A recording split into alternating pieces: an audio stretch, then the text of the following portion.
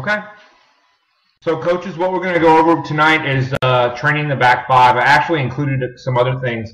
I'm going to go over how we do our dynamic warm-ups because I've been getting a lot of questions about that as far as from a defensive point of view, and then our everyday drills.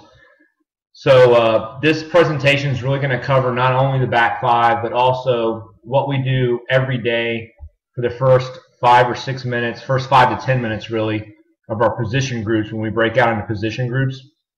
I've already covered all the drills for the defensive line, but I am going to go over how we set those up and what we do with everybody when we're doing group drills, or position drills, I should say.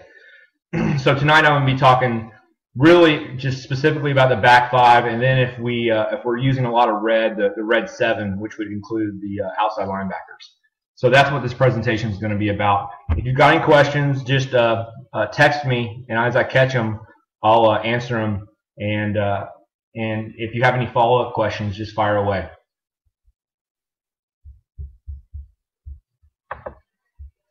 So, a couple of things, just so you know, I break up our defensive skills into 2 things: fundamentals and basics. Fundamentals being pursuit, shedding blocks, tackling, and creating turnovers. So when I'm saying fundamentals, that's what I'm talking about. Basics are basically what pertain to the defense specifically: stance, calls, alignment, techniques by position. So if I say one of those, just bear in mind that that's what I'm talking about.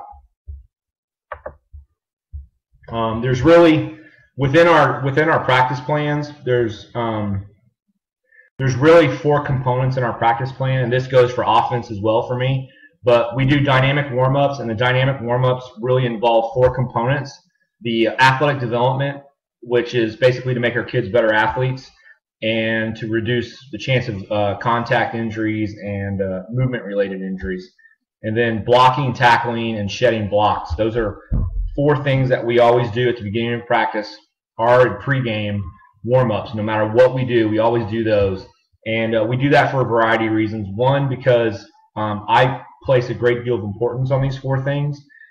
2, I think it's a great way to get our players focused in the front end of our practices and in pregame to get them in their right frame of mind for what we're about to do, and also to just kind of let them know psychologically that we place a great deal of emphasis on these 4 components. From that point, we go into our everyday drills, whether it be blocking, tackling, defense. We always include an everyday drill segment, offense and defense, and we will include a special teams component as well. And then we go into group drills and then team drills, and we always finish up with team drills. And that's no matter what the practice is, this is how we set up our practices. Typically, if we have a 3-day practice schedule, the first day will basically either be an offense or defense heavy day, which means we'll be more focused on one of those components. We always do offense and defense every day, and that's just because some kids are going to miss a day, whether it be for school,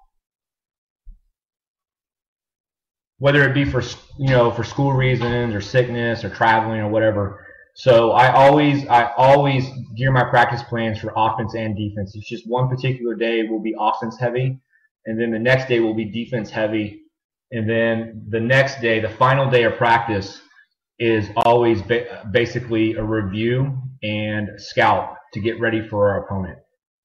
Now, if it's pregame, what we'll do is we'll do an offense heavy day, a defense heavy day, and then we'll do some type of scrimmaging at the end of the 3rd day. We'll do kind of a walkthrough of everything we learned that week, and then we'll do kind of a mini scrimmage, power hour, our perfection drill, or we'll walk through our no huddle, walking up and down the field, both on offense and defense, making sure our kids can get on and off the field quickly and review things that we think are important with the kids. So that's kind of how we walk through our practice plan. Our pregame is always dynamic warm-ups, and then we do a set of everyday drills for defense, and then we quickly review scouting notes with the defense. Then we go into special teams, and we basically just line up our kickoff return teams, make sure everybody knows where we're supposed to be. We do some PATs, just to make sure that our kicking crew is good to go. Then we do a PAT block, and our PAT block and our pump block are the same